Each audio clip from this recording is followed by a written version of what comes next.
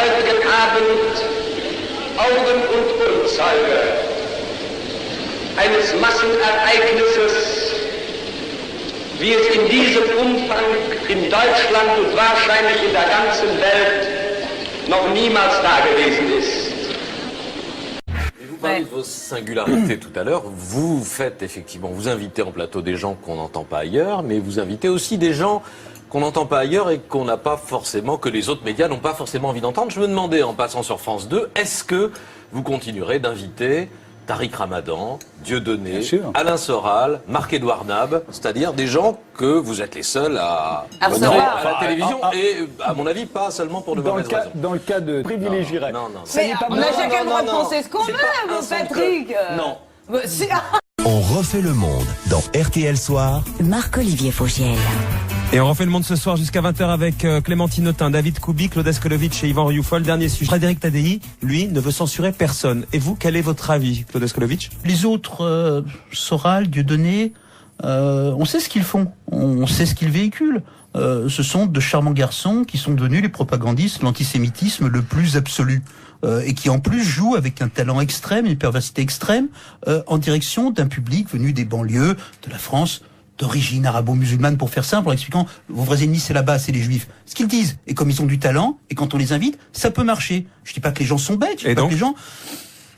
On a le droit de pas les inviter. Il fut le problème de Dieudonné et de Soral n'est pas de critiquer Israël. Je critique Israël à longueur de blog et de texte. Le problème de Dieudonné et Soral sont deux antisémites. C'est autre chose. Une chose, c'est plutôt ce soir ou jamais. Ils disent juste jamais. Arrêtez, et puis c'est pas non, mais vrai, je voudrais juste vous dire quelque chose parce qu'on l'a laissé cette émission le temps de s'installer. Ça fait 5 ans qu'elle existe, les gars. Arrêtez de me dire qu'elle a marché. Mais arrêtez. Comment il peut fidéliser? Pour éclairer un petit peu le téléspectateur, ça n'a jamais marché sur France 3. Arrêtez de me dire que ça a marché. Ça faisait au mieux 7% de part de marché. Mais vous pouvez pas laisser une émission intelligente une fois dans le PAF. Non, et en plus... Mais 7%, c'est une catastrophe. Cyril, arrêtez, c'est une catastrophe. Ça vie qui fait 12% de part de d'accord. marché tous les jours et qui est un quoi carton votre problème avec cette à émission Frédéric Tadei. Que savez-vous de l'organisation mondiale Bilderberg, moi je n'en avais jamais entendu parler, qui réunit chaque année les personnages les plus influents du monde? Vous connaissez ça, vous? Non. Bon, ben voilà.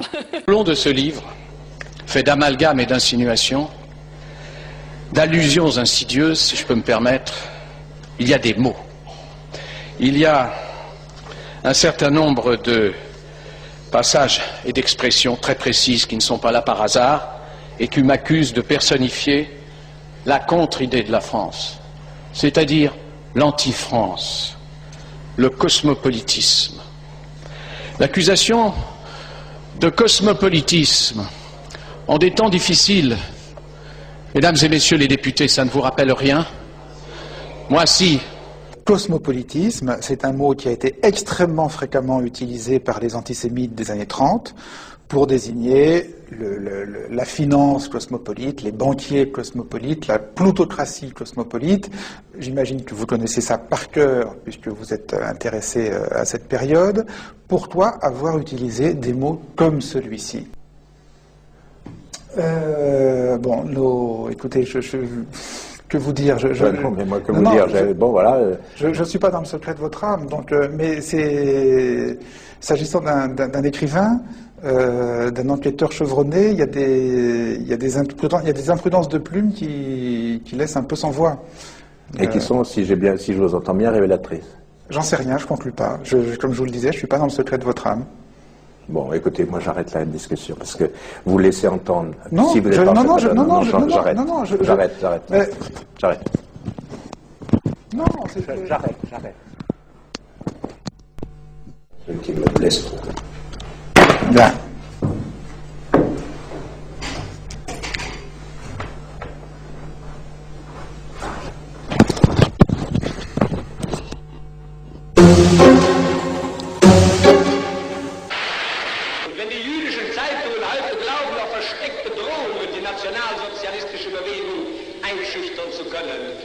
Wenn Sie heute glauben, unsere Notverordnungen umgehen zu dürfen, Sie sollen sich hüten. Einmal wird unsere Geduld zu Ende sein und dann wird den Juden das freche Lügenmaul gestopft werden. Sie sollen sich hüten. sein und dann wird den Juden das freche Lügenmaul gestopft werden. La radio, tu sais, je me dis, t'es obligé. Et là, Patrick Bruel, oh putain, envie de vomir. J'étais là, oh, puis tu chantes, il est sur toutes les chaînes, putain. Et c'est là que je me suis dit, peut-être que l'allemand, il n'a pas la patience que j'ai.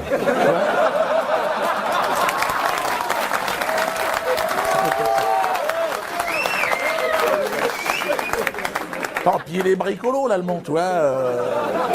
Fin de matinée, il t'a pondu une chambre à gaz juste pour se libérer les oreilles.